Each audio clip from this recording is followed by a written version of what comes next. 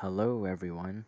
In this video, my fellow teammates, which is Ong Zhu Siang, Teong Hock, Cham She Kun, Woon Kee Onn, and also Teo Hann Yau. Well, of course, including me, Edmond, will present to you about congestion control in 5G networks. You probably have heard of 5G connection before, but what is it? 5G connection is basically a higher frequency band, which is around 1300 megabits per second, which allow faster data transmission by almost triple the amount of speed than the conventional 2.4 gigahertz band, which have around 450 megabits per second.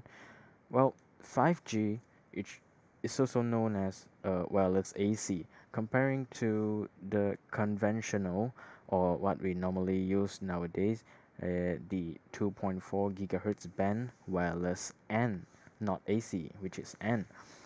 The 5 gigahertz band is definitely transmitting data much faster than the 2.4 gigahertz band, but it comes with a trade-off, which is the range.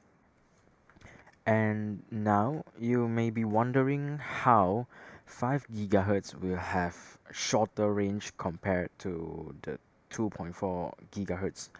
Um, Even though the equation for frequency and power, E equals to HF, shows that the power is directly proportional to the frequency, meaning that the higher the frequency, the higher the power.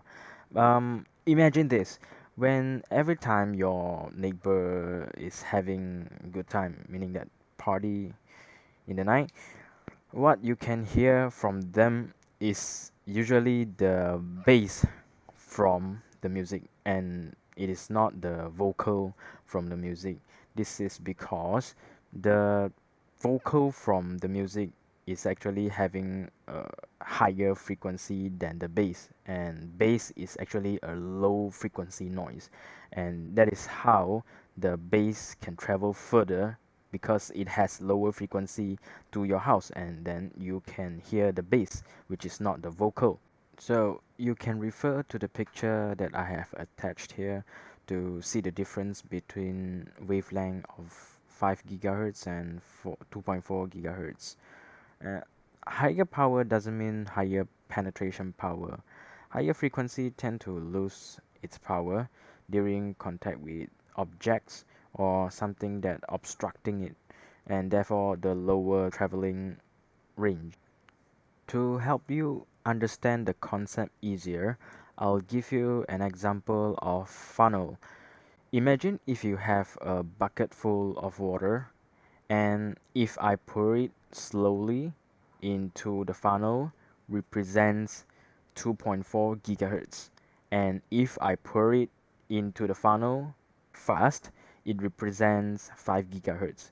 So what will happen if I pour it slowly is that the water will go right through the funnel without leaking or overflow. But what if I pour it fast? The water will overflow, and that represents the resistance the 5 gigahertz band face when it is trying to travel far.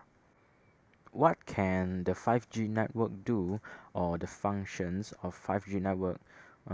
Due to its high speed and low latency, 5G is able to stream high quality content, usually 4K ultra high definition video from YouTube or Netflix or maybe Amazon Prime in really fast time and without lag, which is usually range from 30 GB to over 100 GB. It also helps us to save time to transfer large files over the network or over the internet.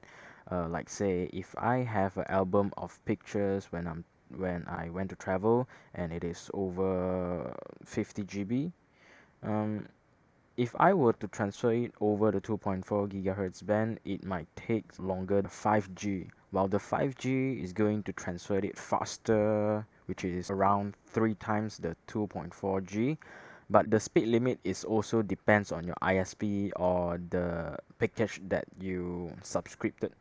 Autonomous communication also may be relying on the 5G network due to its high speed, because something like self-driving car, it has to transfer and receive message fast enough to act on the road to avoid any accident. One of the greatest challenge to establish a smooth and flawless 5G network is congestion control. Network traffic often congested by too many hosts in broadcast domain, and low bandwidth, and outdated hardware, broadcast storms, and many more. Network overload is what happens when you place too many hosts in a broadcast domain. The term broadcast domain is abstract, but the concept applies to network structure. Another cause for network congestion is low bandwidth. Bandwidth refers to the size of the pipe in which internet data can travel through. If the pipe is not large enough for all the traffic to move through at once, there become congestion. This occurs during peak TV streaming hours when TV streaming websites like Netflix is consuming 40% of the internet. The result is congestion, as many people are trying to consume large file size streaming. The next cause for congestion is outdated hardware. Data transmitted through outdated switches, routers, servers, and internet exchanges can cause bottlenecks. If the hardware is not optimal, this creates a bottleneck for the transmission of data. The result is network congestion. Last but not least, the cause for congestion is broadcast storm. A broadcast storm is a situation where there are unexpectedly too many requests on a network. This creates a situation where a network does not have the ability to process all the requests at once.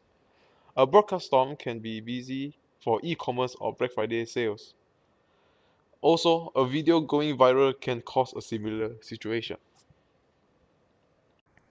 To overcome situation like this, there are few methods that we can implement, but we choose to use the method that we have learned during the class, which is slow start and additive increase multiplicative decrease, or AIMD. How slow start works is that during packet loss, host A will resend a packet to host B. When host B acknowledges the packet, it will reply message of acknowledgement according to the number of packet received from host A.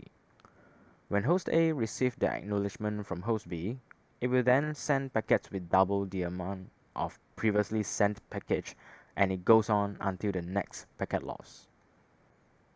However, the next method, additive increase multiplicative decrease, it works by increasing one packet in every round trip time.